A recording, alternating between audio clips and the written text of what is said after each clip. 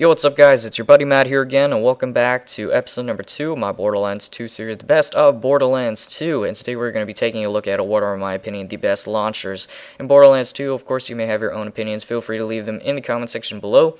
I also wanted to apologize for not posting in about the past week or so, but my dad has set some time restrictions on my computer, so I can only use it on the weekends and for a set amount of hours. I don't know what his deal is. He's just getting really mad at me because I don't know, my grades are fine, and I'm trying in school, and I don't think I'm spending too much time on the okay, maybe I'm spending a hell lot of time on the computer, but anyways, hopefully you'll get over it. Anyways, let's get into the episode. Today, the first rocket launcher that I want to show you guys today is called the Hive. The Hive is an extremely powerful launcher, and it's probably the most unique rocket launcher in Borderlands 2, and one of the most unique weapons overall in Borderlands 2. This weapon is pretty cool, and so to get this weapon, you want to head over to the Arid Nexus Badlands, and it is a rare drop from the boss known as Saturn, also known as the giant robot dude that I'm currently shooting at right now with my Hornet. And this is a very rare drop. It doesn't happen every so often. It's very rare. If you guys don't already know, Saturn also has a chance to drop the legendary sniper rifle known as the Invader. And I'd say that the Hive is probably just as rare as the Invader to get. So I got a level 48 version of it here. I can't imagine what it would do with the level 50 version. But anyways, I wasn't going to go for a level 50 because I spent quite a while farming just for this level 48 version.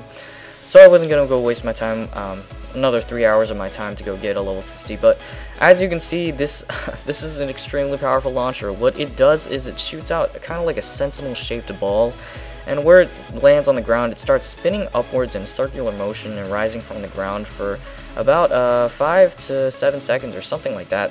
It's very powerful. It shoots out like heat projecting projectiles, basically, that are always corrosive, and they latch onto enemies and basically damage them. So the only problem with this rocket launcher is probably that it does damage over time. As you can see with most other rocket launchers, they would just shoot and they would blow a bunch of people up like right away, and it would kill a lot of enemies immediately. But with this weapon, you kind of want to shoot it with a group of enemies, and then you want to go find some cover and hide while it does its work. But anyways, this is probably one of the most unique weapons in Borderlands 2.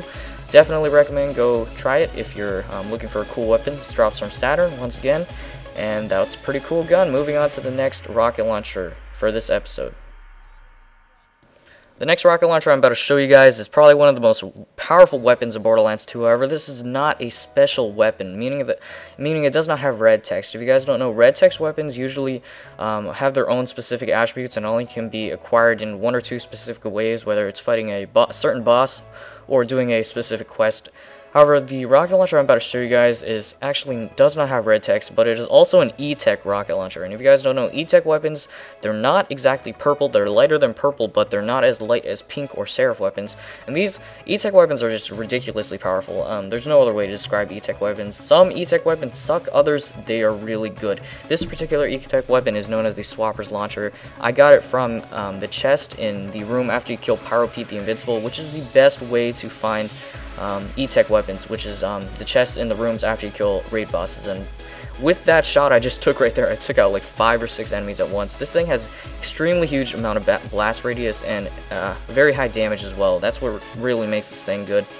And the thing about E-Tech weapons is they don't come in exactly one specific manner. They can be different manufacturers, different prefixes, and stuff like that. So you might find another Swapper's Launcher, but it might not exactly be good. I don't know if I'm making sense, but this particular Swapper's Launcher is a TDR weapon. It's very powerful, but you might find a Vladoff Swapper's Launcher, which it really isn't even that good at all. But it all depends. E-Tech weapons come in very different ways and formats. There's no telling what kind of weapon that you can get. So once again, the best way to get E-Tech weapons is from chests, and this thing is just ridiculously powerful. But anyways, that's all I really had to say about the Swapper's Launcher. If you liked it, feel free to go try and find it. It's very difficult though. Anyways, moving on to the next weapon. So those of you that have been subscribed for a while know that the Bada Boom is definitely my most favorite weapon in all of Borderlands 2. So the way you get this is you want to head over to the Iridium Blight, grab a vehicle. You want to find King Mong, who can be spawned randomly in any of these locations out in the Iridium Blight.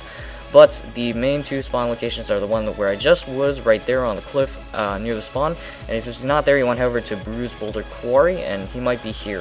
If he's not in either of those two locations, you want to just save, quit out, and try those two locations again, because you don't want to go searching for this all across the Iridium Blight. King Mong has a small chance to drop the legendary rocket launcher known as the Bada Boom, which I'm using right now.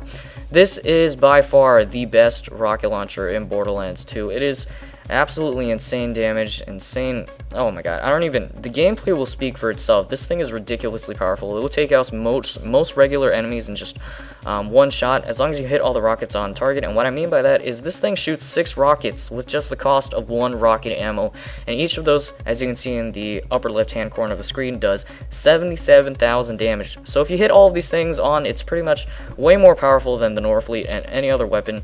And why I like this weapon is it's because it conserves ammo so well. If you guys saw with the Hive earlier, you may not have noticed because I didn't mention it, but the Hive consumes 4 ammo per shot, which is a lot, and it'll waste your ammo very quickly. But unlike most rocket launchers, the Bada Boom definitely conserves a lot of your ammo, and you can use it a lot better.